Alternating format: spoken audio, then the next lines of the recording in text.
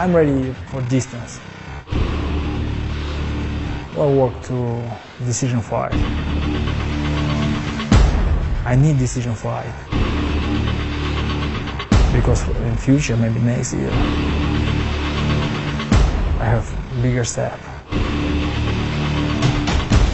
I hope I have a bigger step.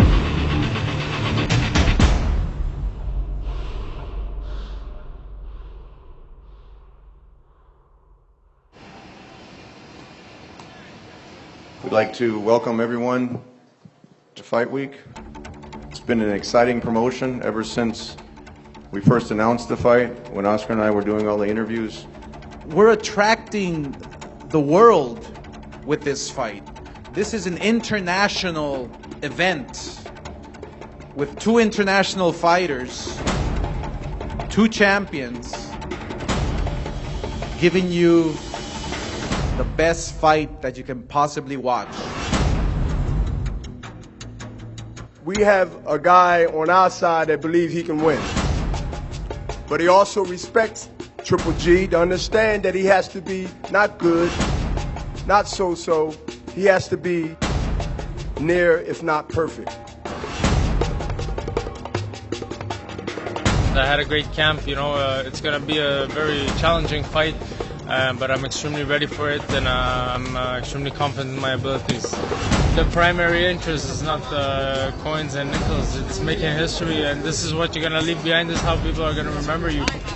I'm leaving the Madison Square with the belts, and a lot of people are going to be surprised. Triple G is not a guy that underestimates anybody either. Look the way he fights. He's a hunter. So I won't reveal what you do to a hunter, because hunters normally have a gun. In our case, we carry two. You have to disarm those two guns, and let's fight. It's a very dangerous fight for us. It's biggest test for us. For him and for me too. Same size, same speed, same power. I think a little bit different. Boxing IQ, very close fight.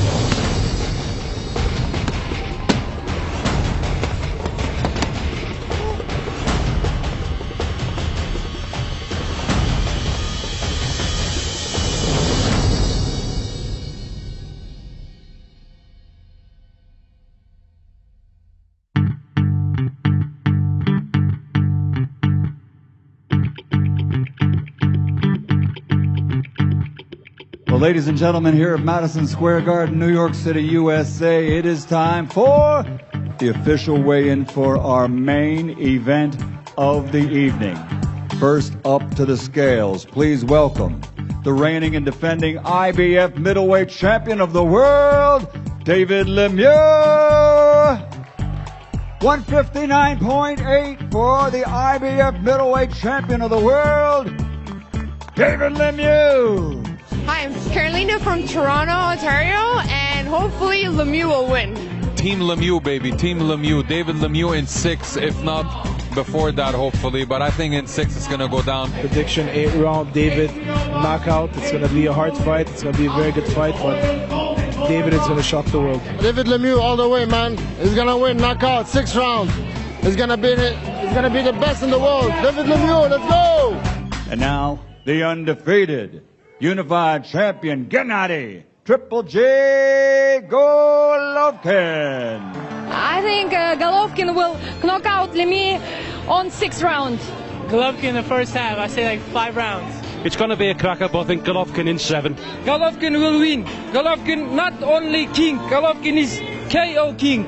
I'm going to go for Golovkin. I'm going to say round 6.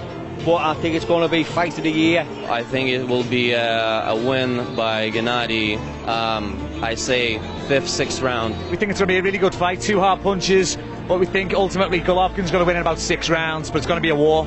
I know it's going to end by knockout.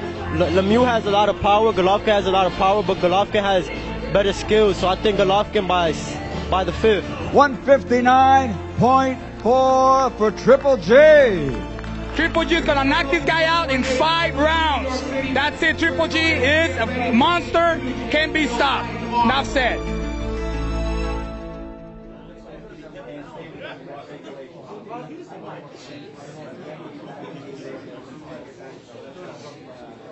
Right now, they're going to lay the gloves out. The fighters, try your gloves on, sign it. You can go and eat. Right now, we try on the gloves with the particular fights. Commission then cooks them all up and takes them, and we'll distribute them tomorrow to the particular fighters. Well, I'll tell you, it's getting crazier every day. You know, back in the day, it was kind of not much to really talk about. It was pretty simple. The guys would come in, here's your gloves, you know, okay, this is number one, this is my second pair, thank you, okay, see you guys 6 o'clock tomorrow in the dressing room, bye. Now, you got all these guys and everybody's a glove expert, and let me try this, and why is his this, and why does he got foam and mine are horsehair? Well, that's what you requested, right? If you want foam, you could have foam too, vice versa. It's just become such a involved process, and everybody's putting their 2 cents, and it's not as fun as it used to be. Sign, please.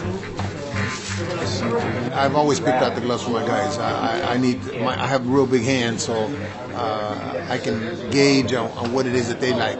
Gennady's never tried a pair of gloves on before a fight since I've had it. I look for the feel, I look for the grip, I look for make sure that there's no imperfections inside that are going to bother his hand, but most of all, just to feel how you can close your hand. Just one. Okay.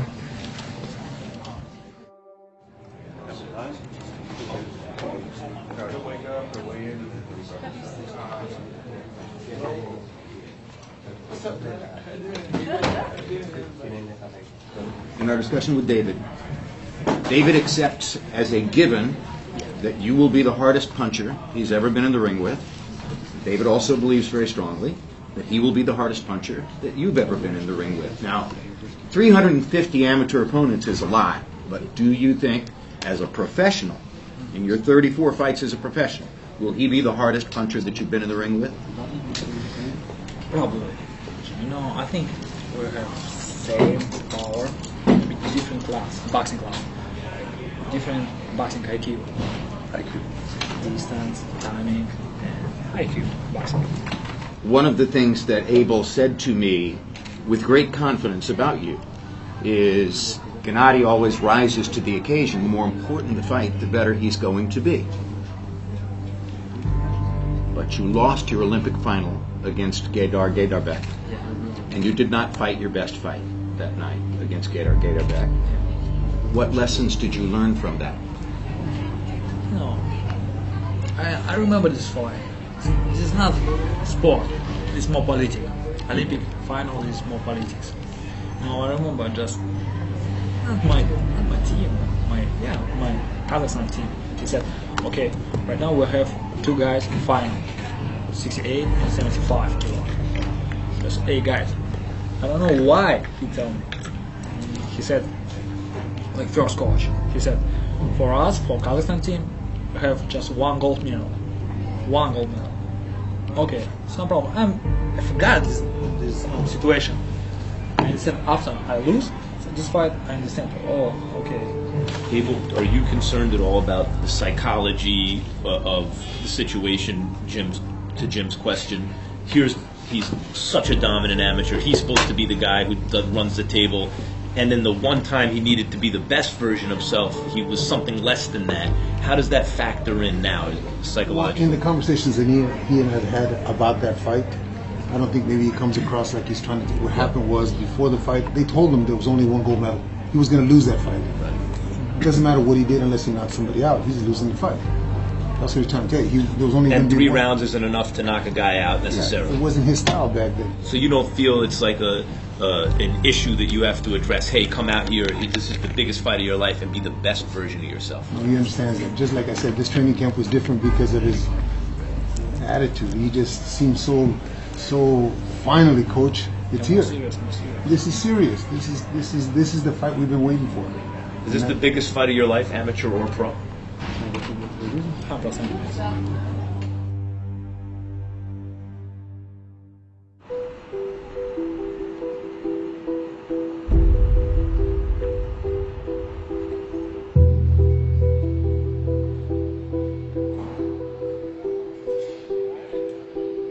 Well, we're finally here.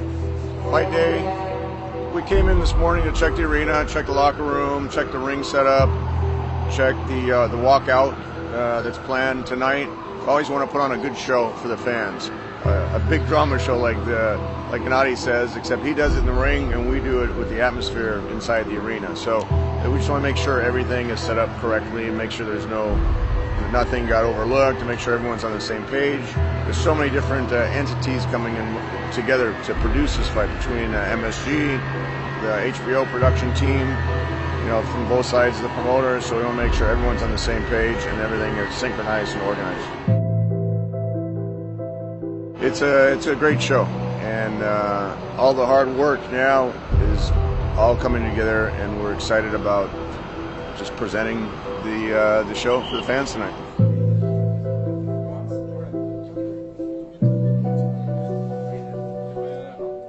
The IBF has implemented, I don't know how many years now, precautionary measures to try and make sure that the fighters are not over a certain limit come fight time. So the next morning after the weigh-in, generally at sometime in the morning, 9 o'clock for this one, you have to be less than 10 pounds than your weight for the fight. This fight was at 160, so that both fighters have to be under 170.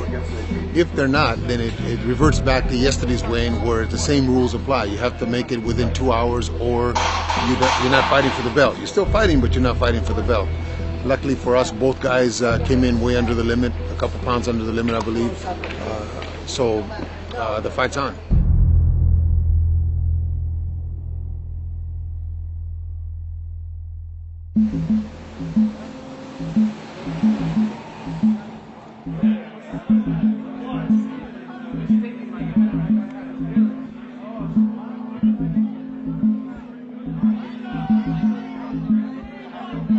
All of the 5 title fights are going to be using the uniform rules of boxing. I just want to tell you a few more things about New York and the way we do things. All fighters are going to be drug tested. All camps, all fighters should have 2 mouthpieces. If a mouthpiece is knocked out, obviously, in the corner, you're aware of that. Get that second mouthpiece ready. Hand wrapping, corners, if you want to watch the other side wrap, that is your absolute right. New York, like in California, referee or doctor can stop the fight. They both have that authority. In New York, we have our warning sound. It's a familiar sound to all of you. It comes here 5 seconds before the bell rings to end each round. Corners, if you want to stop the fight, you don't throw in a towel here. You let your inspector know. If there's a knockout or a technical knockout where a fighter is hurt where he needs medical attention, I'm asking both sides stay out of the ring. 3 judges, 10-point must system. There's a mandatory 8 count, of course, which means that if your fighter is knocked down and he gets up before the count of 8, the referee will continue counting to 8. We'll make sure the fighter's okay before he allows the fight to continue. There is no standing 8 count. Okay? There is no 3 knockdown rule. Boxers cannot be saved by the bell in any round. Okay. All right, everybody good? Perfect. For the thousands in attendance and the millions watching around the world, ladies and gentlemen, let's get ready to rumble!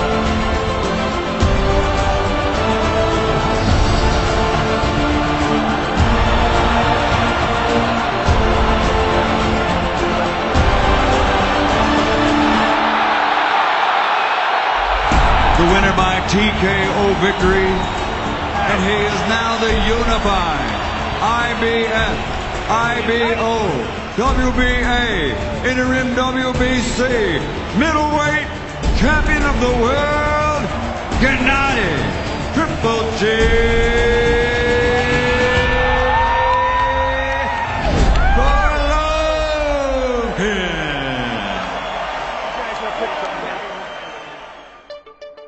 What can you say? Gennady proved that he's at the top of the sport, not only from a marketing standpoint, a recognition standpoint, but also, you know, all the mythical pound for pounds. Gennady showed today that he can box a little bit. He's not just a puncher. David gave us the opportunity to be able to display that. First of all, thank you very much to my team. You know, today is a big day for me. I'm very proud of my team. And because I have unification fight and my first debut in pay-per-view fight. A bit disappointed tonight. Would love to give the fans a better show. I feel the fight was stopped a bit too early. Today for David, he going to school, to boxing school. His jab, he had a good jab, he had a good solid jab. He's a very good fighter. He's a good champion. Gennady Golovkin is at the top of the sport of boxing. There's no question that Cotto Canelo is a huge event. He wants to see who's the WBC champion after that fight. WBC's mandated the winner of Cotto Canelo has 15 days to ratify if they're going to fight Gennady or not. Two great champions, both great champions. Miguel, respect, and Canelo. I know he's superstar too. Who win? I'm ready.